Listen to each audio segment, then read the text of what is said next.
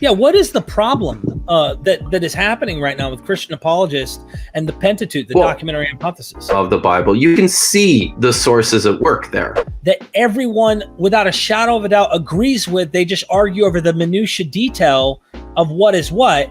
Is the documentary hypothesis it? Absolutely.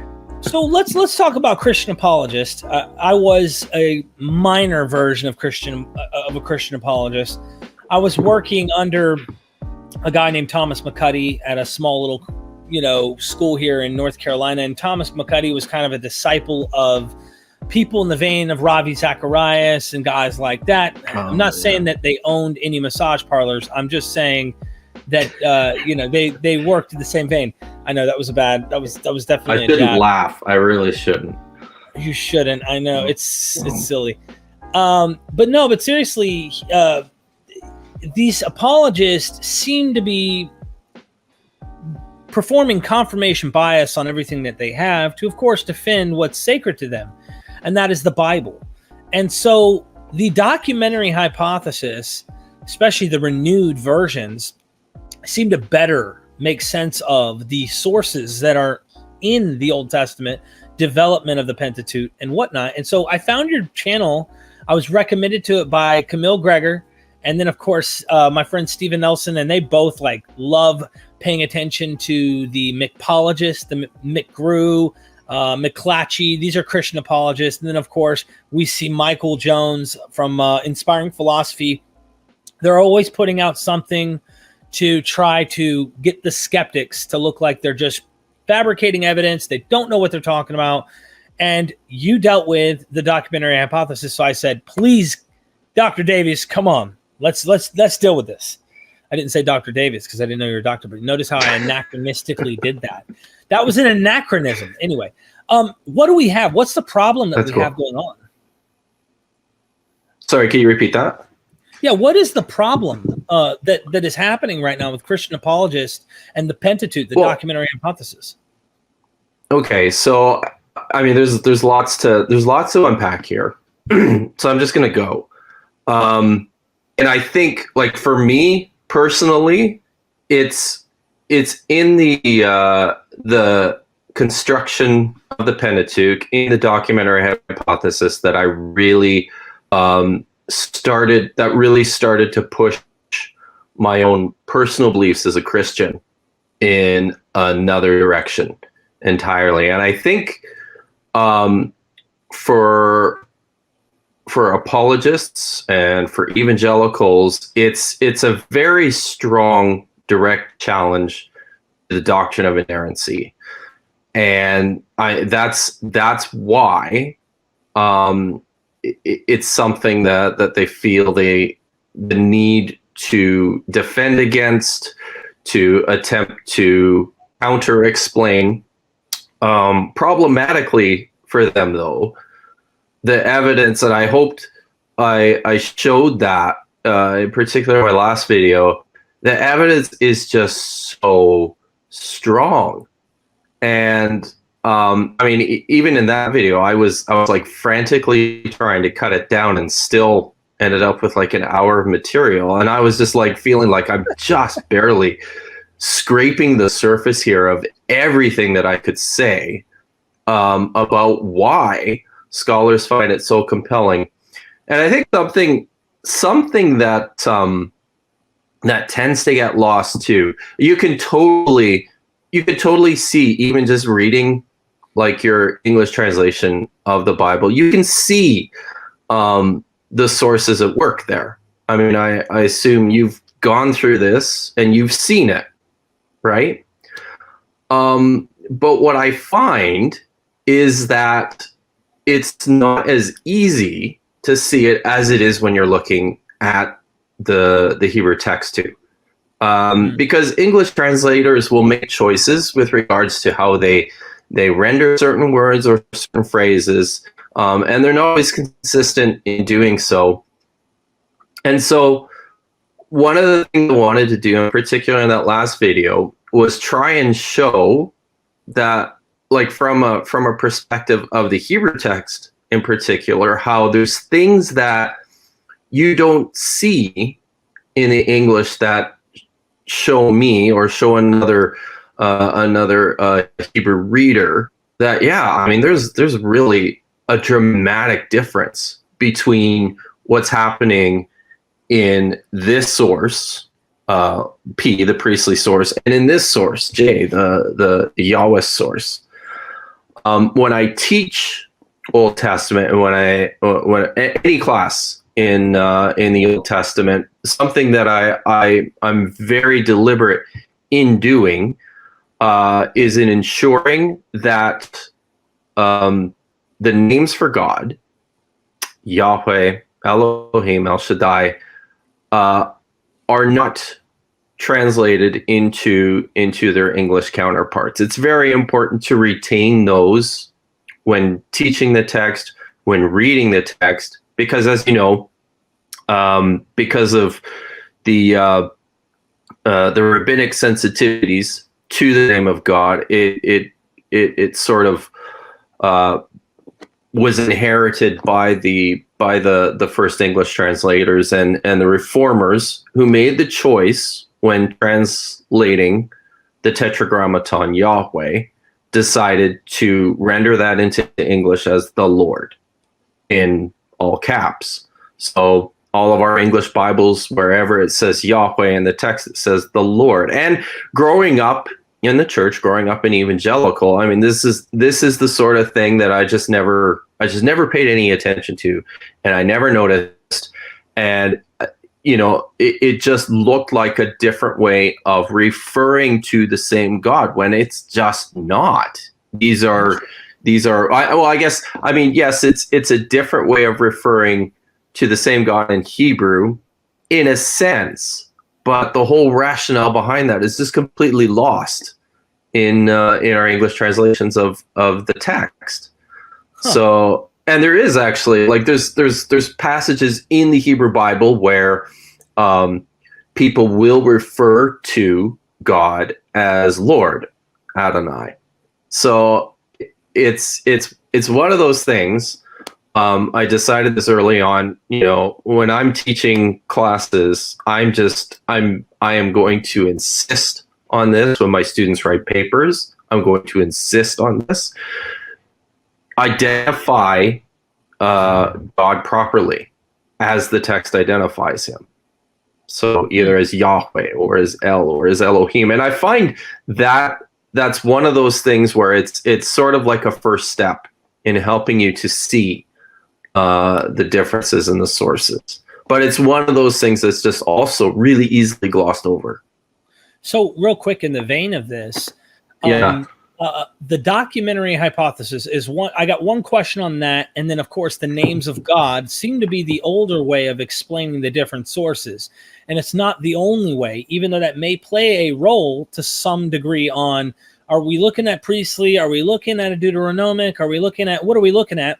That seems to be the vein in which the older versions, I think, of the documentary hypothesis were going. But my first question, and then, of course, we can lead to the second idea, is the documentary hypothesis the main hypotheses of explaining the source material across the board consensus from all experts on the Old Testament? Like, if you were to say, this is the theory, or if you will, hypothesis, that everyone, without a shadow of a doubt, agrees with, they just argue over the minutia detail of what is what, is the documentary hypothesis it? Absolutely. And it's something that everybody, like when you're going through your studies and training in religious studies or biblical, it's something that everybody has to deal with. Everybody learns it. Everybody learns the evidence for it. And in my experience, and I should say, like, this isn't my area of specialization. I really like Pentateuchal narrative, and lots of apologetic stuff is centered around the documentary hypothesis. So this is something that interests me. But in my experience, and going to conferences and in speaking with academics and reading books and articles, it's absolutely entrenched. Like, it is a part of current scholarship, and it has been for a very long time. And like you said, there's lots of dispute about the minutia. Right. In the European schools, which is where I was, there's lots of there's been a movement for a while to resurrect something similar to what we called the supplementary, or sorry, the fragmentary hypothesis or the supplementary hypotheses. But all of this stuff still, and this is what I think is the important point, all of these theories and all of the theories that sort of circulate the formation of the Pentateuch, there's not one that says the like all the books of the Pentateuch were written by the same author, or even each individual book, Genesis, Exodus, Numbers, Leviticus, Deuteronomy, was written by. So I think the important point is that the overwhelming scholarly consensus is that there are sources in the Pentateuch, and that many of the sources are readily identifiable, and it absolutely destroys any notion that this is something that could have been written by Moses. And I think, moreover, it rather destroys the notion that that there was some sort of established text prior to the Babylonian exile. Interesting. You know, I like this. This destroys inerrant infallibility as well. I mean, obviously, this is going to show how can you rectify contradictory sources and make them try to be one coherent, cohesive narrative. And, you know, Dr. Price, I interview him all the time. He said, no, I'm glad it's not inerrant infallible. And we have this because this picture, you know, people want to answer or ask the question, why?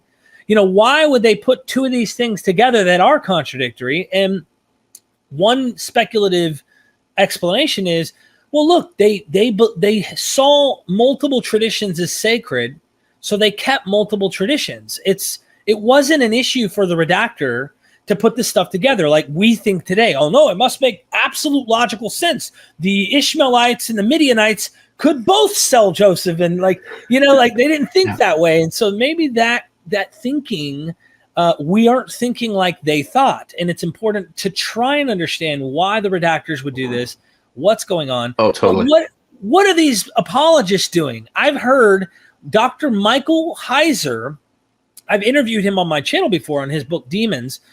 And as a skeptic, of course, I don't think he even knew that I was a skeptic when I interviewed him. I just had a really cool, amazing dialogue and talked to him about like the biblical Nephilim and the giants and how, yes, these are not humans. They are portrayed as these big, angelic, if you will, or gods, mini Elohim, these little gods. And we had this great dialogue, but I found a YouTube video where he rejects the documentary hypothesis. And I thought, how can a Hebrew scholar like him and someone who is entrenched in the scholarship, or supposed to be, literally go on air on YouTube and say, I totally disagree with this, without trying to hold on to inerrancy? It's weird. So can you address these apologists?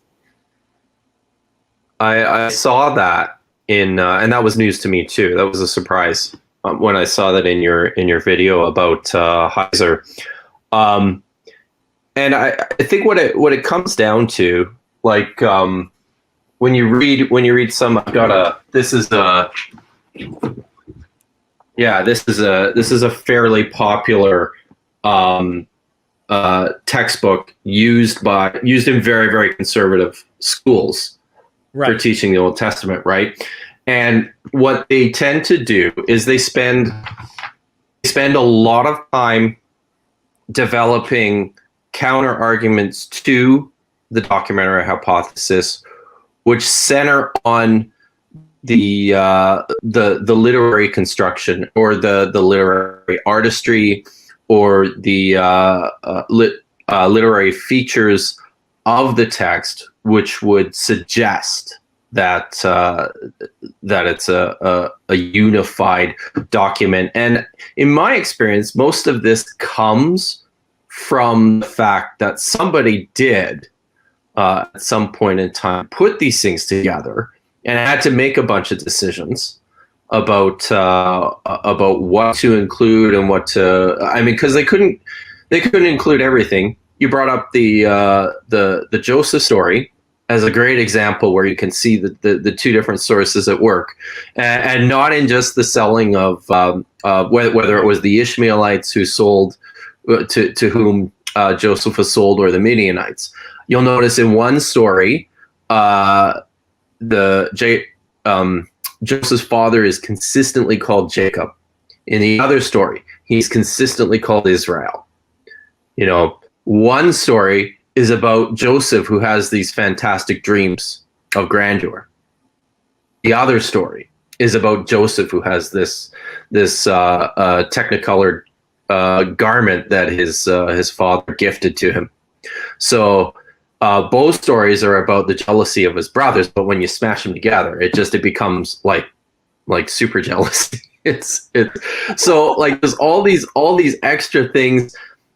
There's all this other stuff within just this one story, which shows that there's two different sources at work here. But like whoever put them together had to make some decisions about how to weave them together. Otherwise, it would have just been like a completely credulous, impossible story to tell. Right. It's like I like looking at when I'm looking at and trying to divide the sources. A good way to do this, or a profitable area of the text to see this, is in genealogies. Because they tend to be highly formulaic, and as a result, you can really see very clearly like the different formulas that different authors are using to construct their genealogies. But when there's a combined genealogy, like in Genesis chapter 10, which is a genealogy, it's like two versions of the same genealogy. The editor couldn't just repeat everything. He had to kind of pick and choose. So he's like, okay, I'm going to pick bits from this one and then bits from this one, and kind of structure them together so that it still makes some coherent sense. But, a careful reader is going to be able to see, well, there's one voice here and there's another voice here, and they take turns speaking. And there's kind of like these linchpin passages that you'll find in there too, where you can see the editor is maybe struggling a little bit with how to sort of stitch those seams together. Right. But it's in the places I find where the redactor does some of his work. These tend to be the places where evangelicals and apologists will point to and go, oh, look, the text is beautiful. There's this literary coherence, and you can't achieve that if you pull the text apart. This is something in the video that I responded to of Michael Jones. I'm going to be in the next one. I'm going to be just going through his argument for internal consistency and showing all the problems with it. But what he does fairly consistent. One of the things he does fairly consistently is points to these places in the text where there's like this narrative continuity and this artist. He pulls up and he does all this stuff very quickly. I mean, you've seen a bunch of his stuff, and something that he does is he'll throw up all these arguments, right? But they're so fast, and he'll just kind of throw them out there. Like he spends, I think it's like 10 or 15 seconds in his video where he shows an image of a chiastic structure that a scholar thinks he sees in the entire flood story from Genesis 6 all the way through to Genesis 9. He just kind of throws this up on the screen. He's like, here's a great big chiasm that, you can't, this is impossible if you pull the text apart. So he depends on these sorts of arguments. But when you get right down to it, and you actually sit and go through the chiasm that he's put up there. For those of you who don't know, a chiasm is a poetic device where a writer will build in opposite pairs and of statements or themes, lots of times based on the usage of individual words. And they'll go in a pattern where they start, statement A, then B, then C, and then C again, then B, then A. So it's like a reversal, right? And these are real. One's kind of chiastic. I mean, you've got day 1 matches day 5 in some respects, day 2 and day 1, day 4, day 2, day 5, day 3, day 6. And if you look, one is the land, and then you got land animals. So you got one is the sky, and then you got birds, and then one is the sea, and so. A true chiasm would have been reversed, though, right? Where day 1, it would have been day 1 would have been sky, but then day 6 would have been sky, right? Where it goes. So these are real. And you see them, like there's some neat ones in the Psalms. Usually the ones that I find convincing are pretty small, like restricted to a few verses. I've seen scholarly arguments attempting to do this for like huge chunks of text, like the flood story, right? So the one that Jones puts up on the screen, it's like 22 opposite pairs of thematic statements, and some of them, when you actually sit down and you look at the text, it's like one of them is just ark, right? Is like ark. It's like it's the ark. But how many times is the ark actually mentioned throughout the entire text, right? You can pick and choose these things. There's ones like there's whole verses or collections of verses that just don't appear in the chiasm. They've been omitted entirely. Many of them are just really, really strained. And these are the sorts of things that readers will oftentimes impose on a text. We see things that we think are there that the author never even intended to be there. I was reading an article about this recently, and someone suggested that these are maybe even just a natural way of writing, where it's a way that our brain functions when we're writing that we're not even conscious of, or reading that we're not even conscious of. So it's one of those arguments where it looks powerful and it looks convincing when you throw it up on the screen like that for 15 seconds. But when you unpack it, when you go through it, it falls apart very quickly.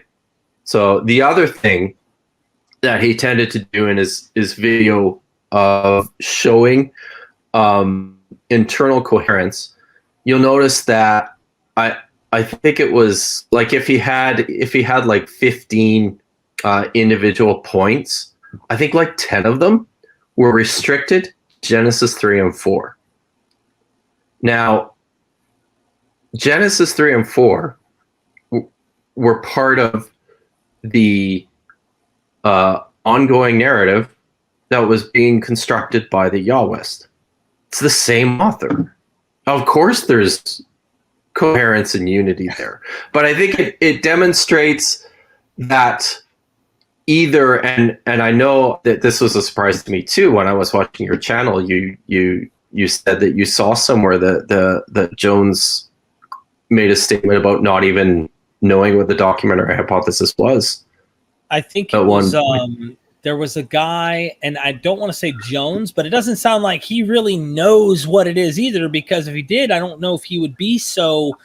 Then again, I mean, it's like knowing is something that you don't want to believe in. So really, you're not actually investigating with, is there validity to this for real, not confirmation bias approach, but capturing Christianity. The Cameron Oh, okay, yeah. Bertuzzi. He interviewed an Egyptologist, David Falk, who takes a more of a maximalist view on Egypt, right? The Exodus, and he said, "What is the documentary hypothesis?" And David Falk, who's not even he's not even like a biblical Hebrew scholar, he's an Egyptologist, had to explain to him why he rejects it. But he says, "Look, I don't have to accept it because I'm not a Hebrew scholar," is what he said. I'm an Egyptologist, but really, he's also a Christian.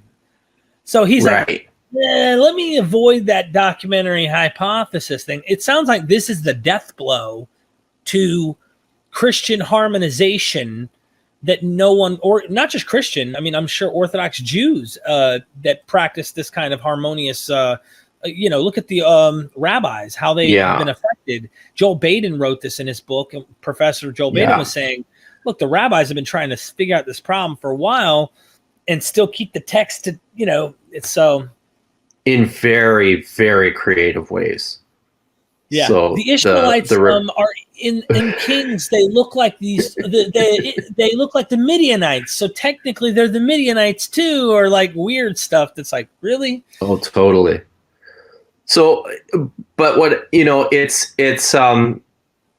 what I was going to say was that those sorts of, like, if you don't know anything about the documentary hypothesis, and somebody shows you that, oh, look at this total continuity that exists there in Genesis 3 and 4, that might sound convincing to someone who doesn't know anything about it. And typically what happens is when evangelicals, and when I was first presented the documentary hypothesis, I remember this is how it was presented to me, and this was kind of my reaction to it. It's presented as such an incredulous thing. It's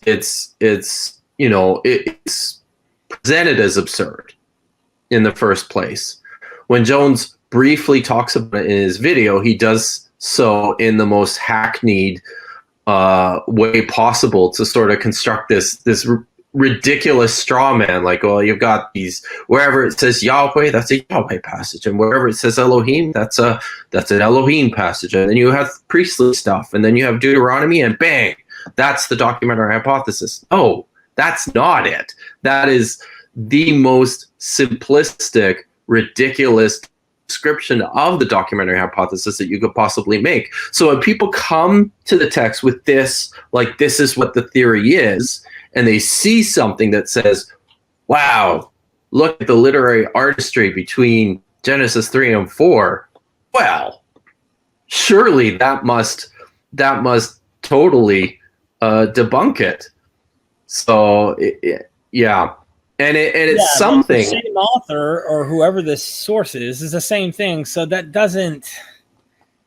Yeah, that's ridiculous. No. I get what you're saying. And there are large sections too throughout the Pentateuch where the same author, like I think Jay is uninterrupted from Jay runs uninterrupted from Genesis 2 through Genesis 4. Then there's a genealogy interruption there in Genesis 5, and then the flood stuff where it's mixed, but then all the way through to like Genesis 12. So there's lots of fertile ground there to show continuity and unity and artistry, right?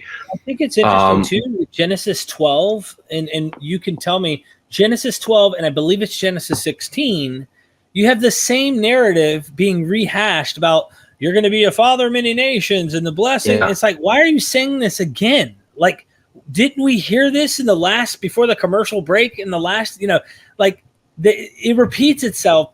Is that two different sources? I think so. Right. And I know Joel, like when Joel Baden put his book together, like he did a really good job of what I really liked was he said, the only thing I'm going to count as doublets in my discussion of doublets are things that are totally irreconcilable. Of course, that's not, that doesn't cover all the doublets, but what he was doing was showing, look, there's just no possible way that you can reconcile these. There's a disruption in the narrative where opposite things happen that can't possibly happen, like the naming of Beersheba is one of these, right? But the like the Genesis 12 covenant with Abraham and the Genesis 17 covenant with Abraham are, I think, pretty clearly the same event told by these different sources, J and E. But then the redactor, whoever put them together, had to, and was trying to build a consistent narrative, had to introduce this idea that, well, this is more of a covenant renewal, so it includes the name change, right? You're no longer called Abram, you're called Abraham for this reason. So, we can write that off, and we can, and then the other thing that the redactor did was cleverly, very carefully put the stories together in such an order that all those places where Abraham was called Abraham are, pushed to the back after this important point in the story where the name change happens. So lots of the doublets you'll find, either before Genesis, you'll find before Genesis 17 and after Genesis 17, within Genesis at least, for this reason. And lots of these are ones that Baden didn't include in his book for this reason, because somebody came along and was able to reconcile them to say, yeah, this is just, it happened twice. And different enough. Sorry. Yeah. No, I said, they're different enough that you go, oh, wow, sure. And the one that like you can catch that. And, well, not just you, but like other scholars, that they're careful. They're going to consider that and go, I find that interesting that, yes, the redactor is trying to mend some stuff. He's not like just trying to throw hodgepodge, just slap it together. He is trying to, and I say he because we know no female was redacting these things. No. Yeah, they're combining this stuff to some degree to try and reconcile the different sources. At the same time, it's like there's some stuff that you can't quite fix. I mean, look at Genesis 38. I think it's so funny. This story about Judah comes out of nowhere, and he sleeps with his daughter-in-law. It's like, what is this do? This now to a commercial break. Now here's why you want to wear a condom. I mean, like, it's like, what the?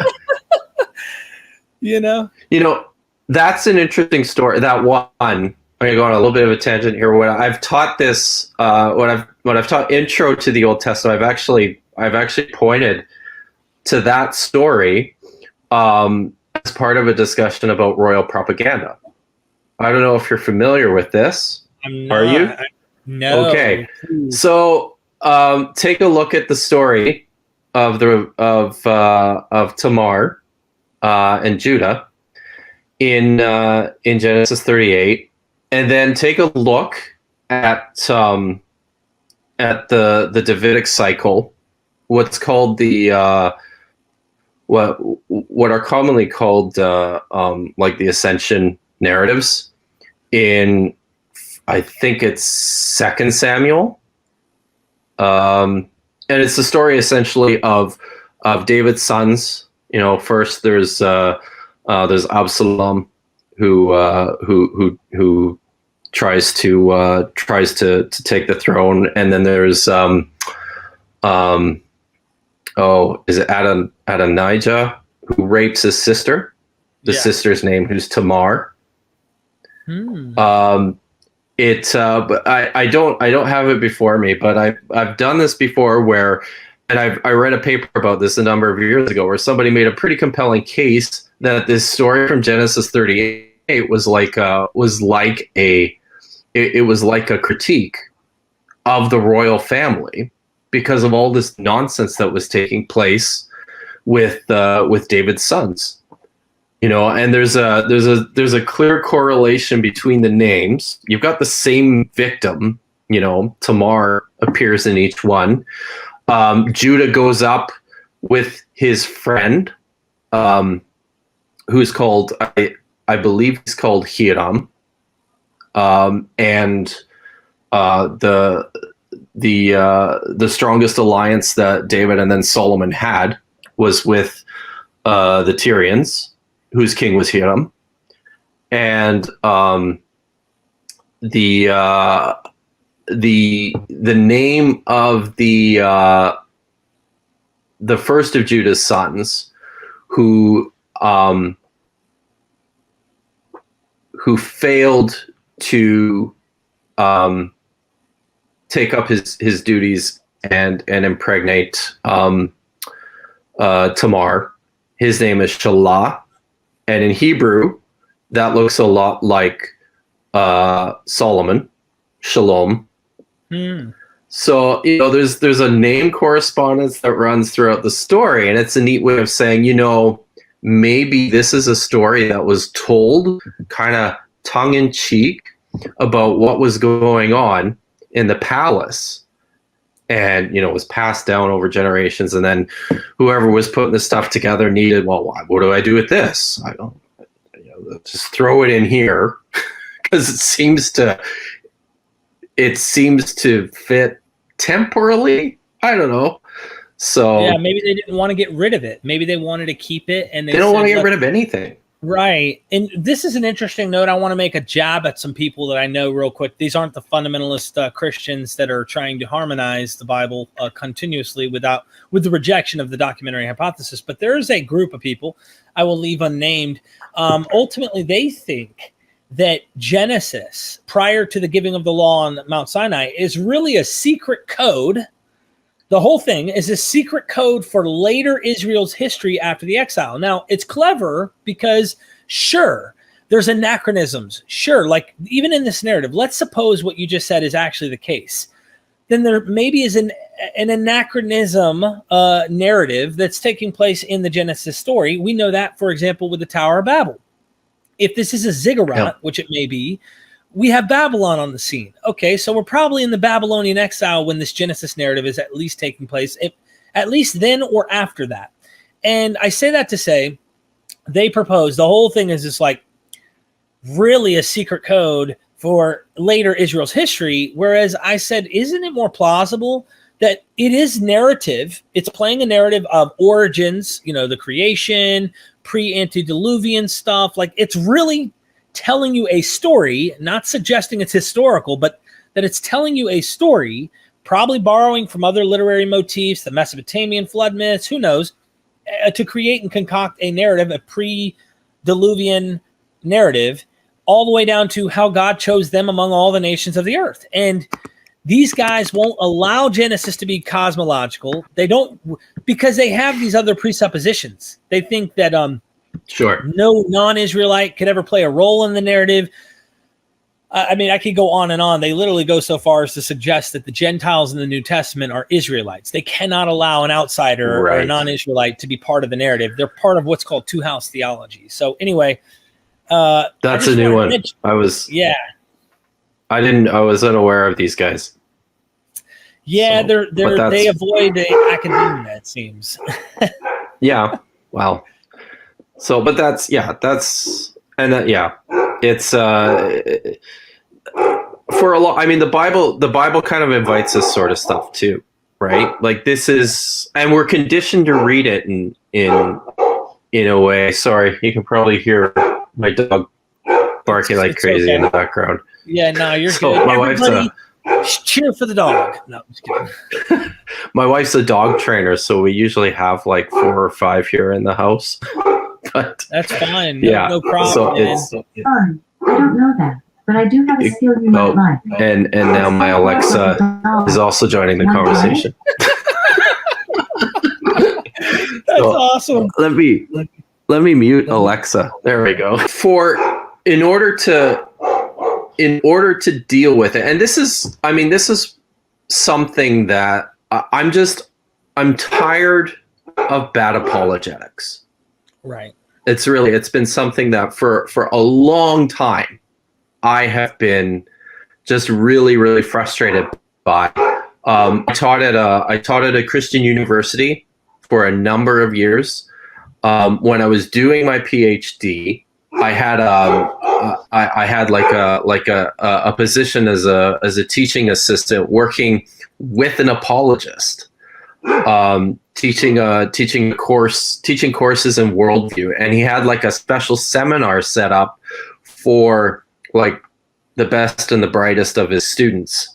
And this is something that I found myself dealing with on a regular basis. This is a PhD theologian working at a university who's teaching undergraduate students all the way up to their fourth year really bad apologetics that don't look much different than what you see on YouTube. Right. You know, and there were a few points where, I mean, it drove me so crazy. I felt like I've got to say something. I've got to challenge him in on this point. I remember in one session he suggested that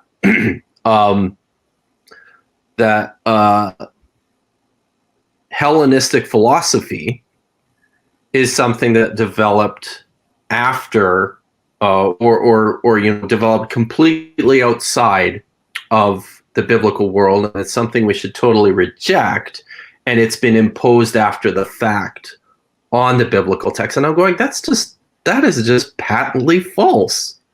I mean, you could see Hellenistic influences in the Bible. And he says, well, there's some of it in the New Testament. I'm like, no. Like, you could see it in the book of Daniel. You could see it in aspects of the book of Proverbs. You can see it in Ecclesiastes. I'm like, it's all over the place in there. And in another class, for a paper in a senior seminar, he wanted his students to read a paper by Stephen Meyer from the Discovery Institute about intelligent design.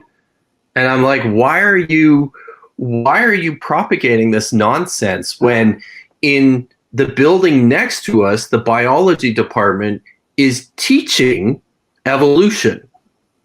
Like, it just, so that's my little rant about how frustrated I have been for a very long time with bad apologetics. And my message to apologists is this: your arguments don't work. And if you want to continue in this vein, you need to come up with some better, more convincing arguments that deal with real questions that people have about Christianity and, from my perspective, about the biblical text.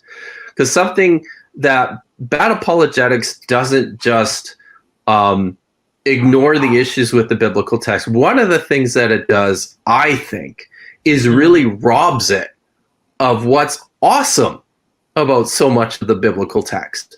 There's so much stuff in there that is so cool, and you're going to miss it if you're so focused on trying to keep this house of cards together in an effort to propagate this false idea of the unity of the text.